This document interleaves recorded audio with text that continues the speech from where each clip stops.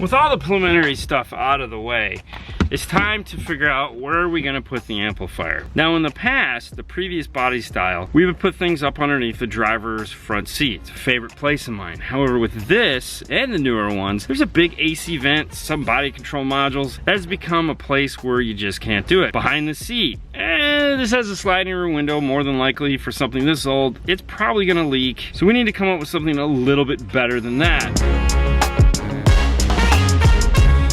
There's a lot of room right here, and that's where we like to put them. We have an amp rack that we make, slides into place right in here, utilizes the factory bolts to screw it down. Let's take a look. So the amp rack sits in here. It has a notch here. There's usually a place to run wires through this area because they have the factory wires run there. Bolts in here and here. And of course I have a ton of notes on it depending on which RAM I'm actually doing. But that amplifier, there's plenty of room to sit it here. It keeps it up off the floor. It'll keep any water and debris out of it, which is really nice. So that means it's time to head over to the router, cut one of these out so that we can get it into the vehicle. For this, we'll be making our amp rack out of 1/4" plastic. We're gonna need some double-sided tape.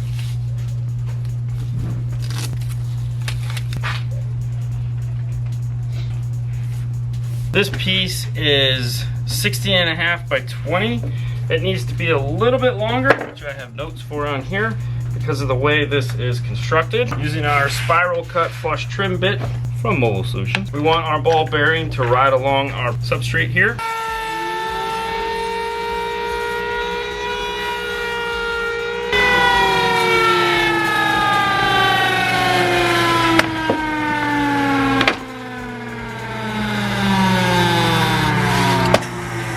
If you are using some form of a template, any kind, make sure when you're done to remove the tape. Never use it twice.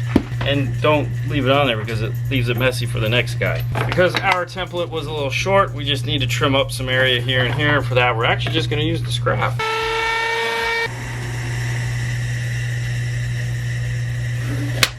This is the amp rack that we're going to be using. It is going to sit in the vehicle just like this. This is the back of the vehicle, this is the front of the vehicle. Let's put the amplifier in here, get some wires. Meet me over at the bench. Center the amplifier up on your board and screw it into place.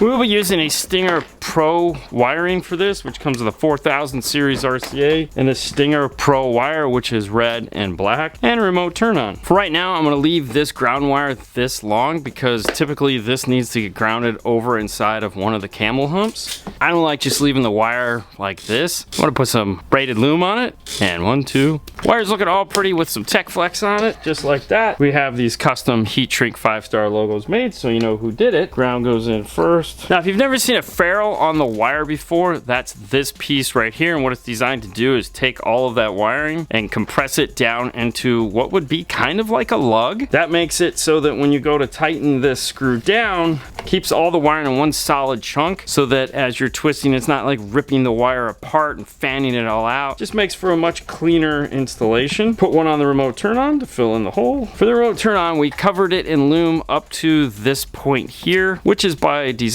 because we're going to be bundling it with our RCA. These RCAs are directional. It has nothing to do with the copper or anything like that or any magical, mystical properties. It is that way because there's a drain wire that's in here that's connected at one end and not connected at the other, and it's to help move noise away from your signal source. So if you look carefully on the RCA, there is some little arrows pointing in the direction of the signal. In this case, this end needs to go back here by the amplifier. We need all of these wires to terminate in this general area here. To make it look pretty, I'll be using my wire ruler that you can get at mobilesolutions.com and drilling a bunch of holes and adding some zip ties to make it look special. Let me show you what I mean. Using the wire ruler allows us to strategically plan out where we'd like to run the wires and then add holes at predetermined lengths so that we can add in some zip ties so that our wire looks nice and organized and is tucked up into the amp rack. And then when you look at it, it just looks aesthetically pleasing. In this case, we've taped up the RCA and the remote turn on together so that we can run these to the front of the vehicle. Fernando's finishing up the subwire. We'll get that screwed in last. That's just going to drape over to the subwoofer. Let's get this into the car and start running those wires up to the front and connect them to the battery. We'll take a look how we're going to mount the fuse holder. And there we have it. The amplifier is screwed down into place. These are the two front factory bolts to hold this bracket. Probably had to make those a little bit longer so we can make sure we get the amplifier pushed back as far as possible. There was that slit in the carpet right here where this seat clip comes out of. When you remove this area here, and of course take these bolts out so you can get that whole rack out, pull these clips, that'll allow you to lift up. This whole area here will come out, making it fairly easy to get the wiring through and down up to the side of the car here. There's also a really nice spot to make a factory ground point here. Fernando is getting the side of the car put back together. RCA's here, power wires there. Which one do we take a look at first? Joining Fernando underneath the hood, he is putting the finishing touches on the power wire. So we ran our power wire through the plastic grommet that normally the Dodge Ram has. We make our fuse holder. This is like type of stairs style, mounted with a big bolt on the plastic battery mount, and that's it. So now it's secure. Put some zip ties on it. That's it. Did you glue the hole? I'm gonna do that after I tie my battery.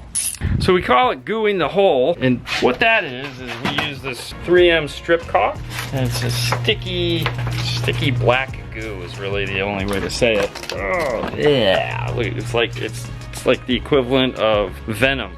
Here you go. Without the superpowers. Without the super, it just gets, it's, ah!